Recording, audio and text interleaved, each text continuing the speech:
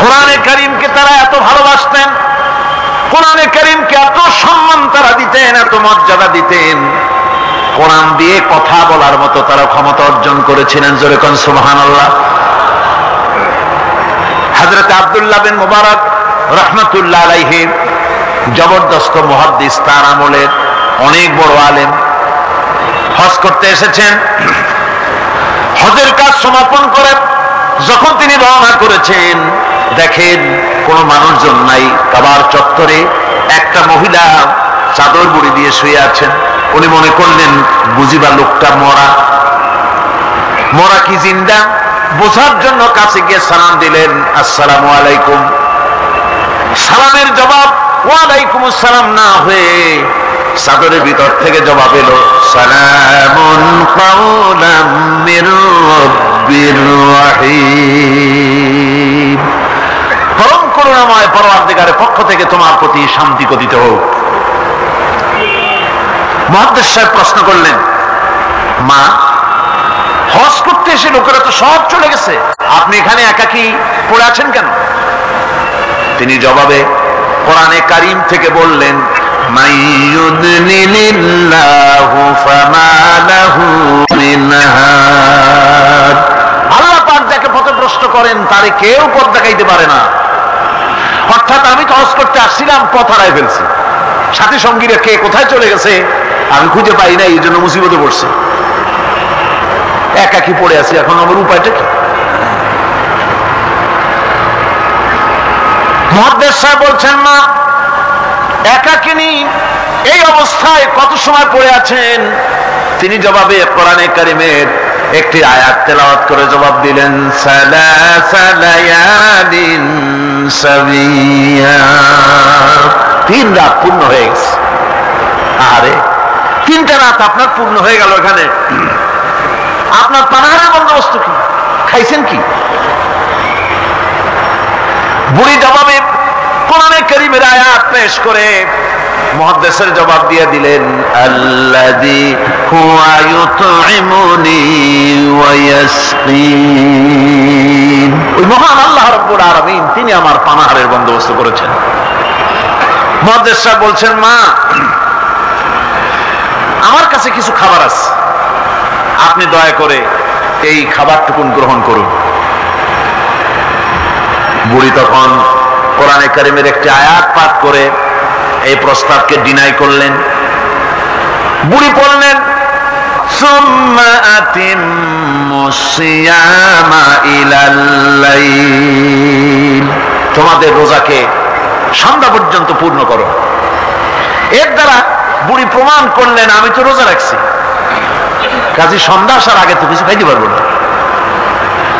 মুহাদ্দিস সাহেব বলছেন, বুড়িমা, এটা যখন রমজান মুবারকের মাস নয়, আপনি বোধহয় নফল রোজায় রেখেছেন, সফরের হালতে ফরজ রোজাও তো ছেড়ে দেওয়া যায়। আপনি কি খাইছেন না খাইছেন, আপনি আমার এই খাবারগুলি খান, রোজা ভাঙলে অসুবিধা হবে না? নফল রোজা ভাঙলে অসুবিধা কি? বুড়ি জবাবে বলছেন, وأن تصوموا خير لكم إن كنتم تعلمون। যদি তুমি নফল রোজা রাখো তা তো তোমার জন্যই কল্যাণকর, সুতরাং আমি নফল রোজা রাখছি, সেটা আমার জন্য কল্যাণকর, তোমার কথা মতো আমি খাবো নাকি? মুহাদ্দিস সাহেব বলছেন, বুড়িমা, প্রত্যেক কথার জবাব কোরআন দিয়া দেন কেন, কারণটা কি?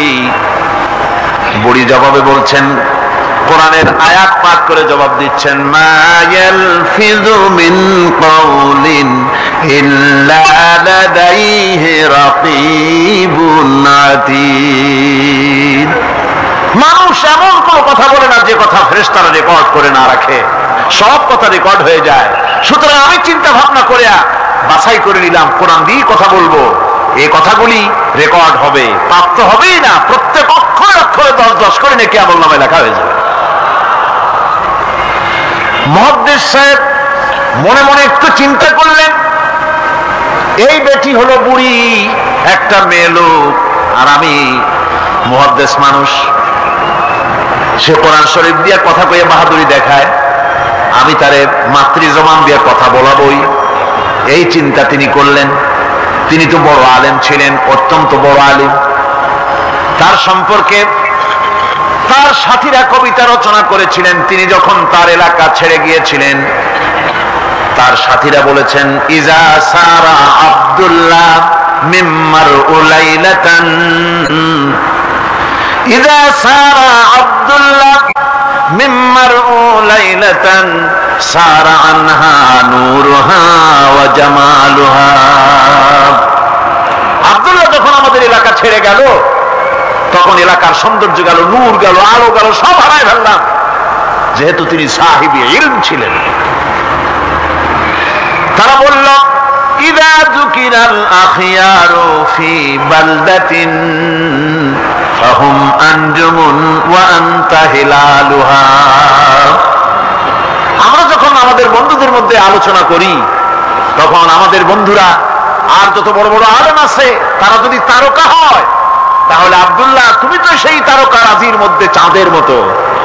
এরকম বড় আলেম ছিলেন হযরত আব্দুল্লাহ বিন মুবারক।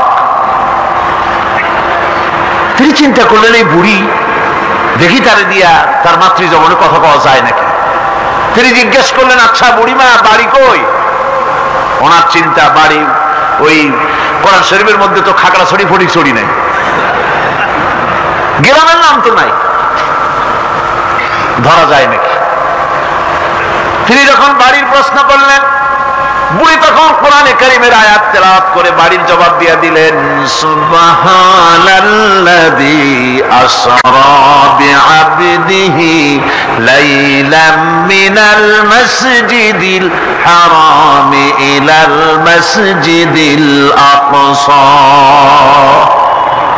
পবিত্র মহান সত্তা, দোষ ত্রুটি অক্ষমতা দুর্বলতা থেকে মুক্ত সেই মহান সত্তা, যিনি তার বান্দাকে ইসলাহ করিয়েছেন মসজিদে হারাম থেকে মসজিদে আকসা পর্যন্ত।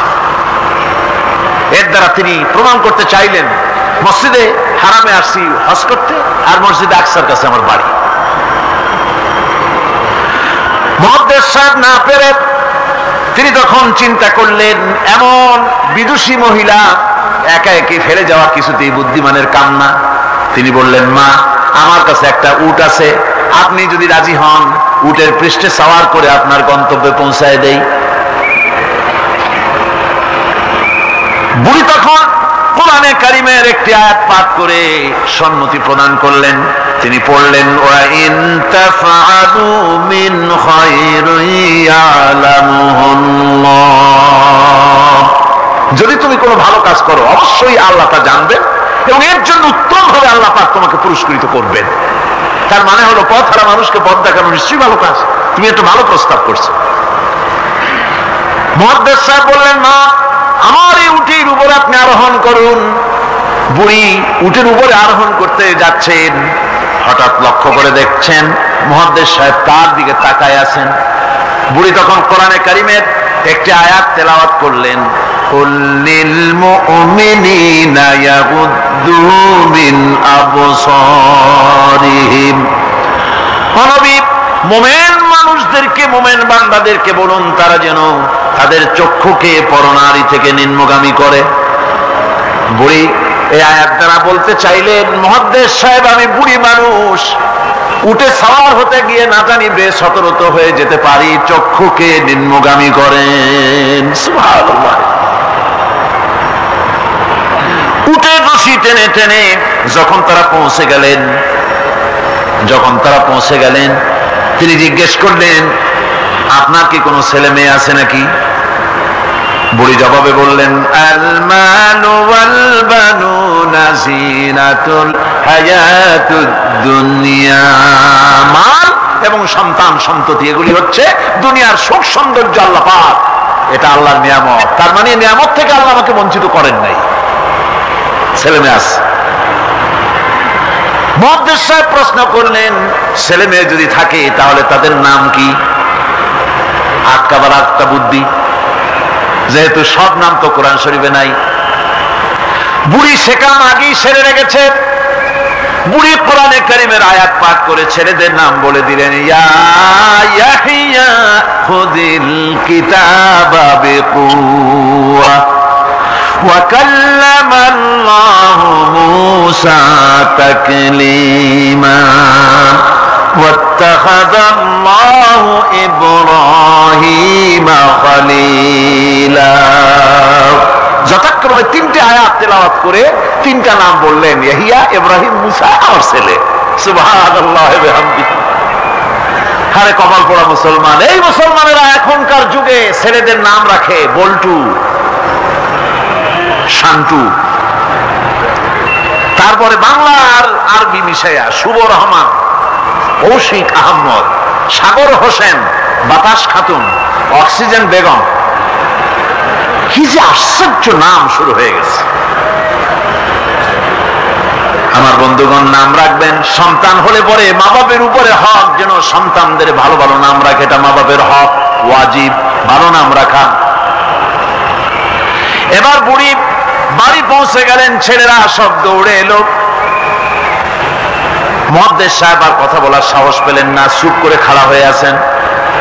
ছেলেদেরকে বুড়ি তখন নিজের থেকে কিছু টাকা পয়সা বার করে ছেলেদের বললেন, ফাবাসু আহাদাকুম বিওয়ারিকিকুম হাযিহি ইলাল মাদিনা। এই রৌপ্য মুদ্রাগুলি নিয়ে যাও এবং বাজার থেকে কিছু উত্তম খাদ্য সামগ্রী কিনে আনো।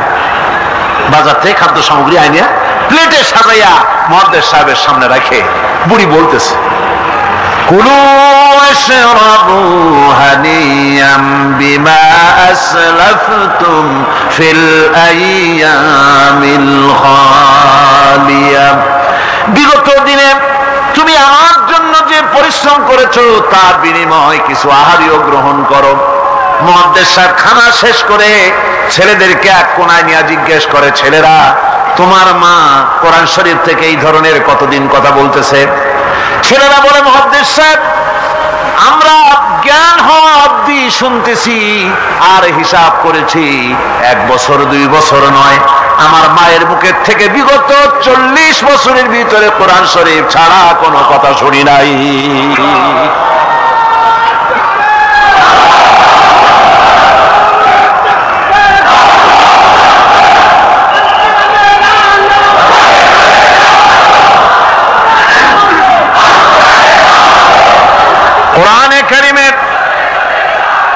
কোরআনে কারীমের প্রতি মানুষের, তৎকালীন যুগের মানুষের এই মহব্বত ছিল, এই ভালোবাসা ছিল, এই আকর্ষণ ছিল।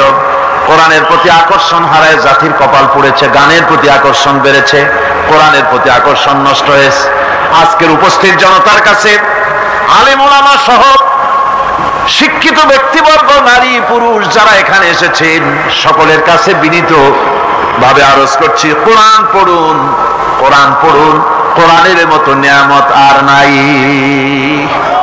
বেশি করে তেলাওয়াত করুন। ফজরের পরে পাইকারি বারে ঘুমাবেন না। ফজরের নামাজের পর তেলাওয়াত করার অভ্যাস করুন। কোরআন শরীফকে তেলাওয়াত করুন ফজরের নামাজের পর। তাহাজ্জুদের অভ্যাস করুন। তাহাজ্জুদের নামাজ পড়ে কোরআন শরীফ তেলাওয়াত করেন। কোরআন তেলাওয়াত করার মানে হলো আল্লাহ রাব্বুল আলামিনের সঙ্গে কথা বলা। সুবহানাল্লাহ। কোরআন তেলাওয়াত মানে হলো আল্লাহর সঙ্গে কথা বলা, আর হাদিস পড়ার অর্থ হলো নবীজির সঙ্গে কথা বলা। কত বড় নিয়ামত আল্লাহ আমাদের দিলেন। কপাল পোড়া জাতি সেই নিয়ামতকে ভুলে গেছে। কোরআন শরীফ পড়ুন, কোরআন বুঝুন, কোরআন আমল করুন। আল্লাহ রাব্বুল আলামিন ভাগ্য খুলে দিবে, ভাগ্য খুলে দিবেন। দেশে শান্তি আসবে, বরকত আসবে, রহমত আসবে। এই শান্তি, রহমত, বরকত যদি লাভ করতে চায়, কোরআনের কোনো বিকল্প নাই। সকলকে দাওয়াত দেই, সব মানুষ আজকে যত লোক এসেছেন সকলকে আল্লাহ পাক কোরআন সহি করে তেলাওয়াত করার তৌফিক আল্লাহ পাক আমাদেরকে দান করুন। কোরআন শরীফ সহি ভাবে বোঝার তৌফিক আমাদের দিন। কোরআন অনুযায়ী জীবন চালাবার তৌফিক আল্লাহ পাক আমাদের দান করুন।